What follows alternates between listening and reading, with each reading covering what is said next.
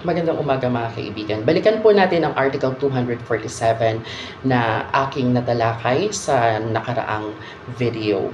Bakit nga ba kapag ikaw ay gumamit ng Article 247 bilang depensa, ang iyong magiging penalty ay distiero. Ang distiero po sa Tagalog ay pagpapatapon. Ibig sabihin, ikaw ay hindi pinapahintulutang pumunta doon sa isang specific na lugar.